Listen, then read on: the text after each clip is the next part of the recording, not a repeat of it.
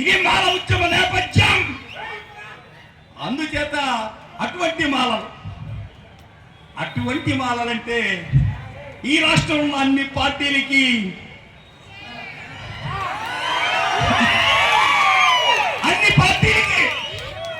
అన్ని కులాలకి, ఎందుకంటే పోరాటంలో ముందుండేది మానవం, త్యాగంలో నిబద్ధతగా ఉండేది మానవం, విరోచితంగా పోరాడేటువంటి సింహం మాలలు.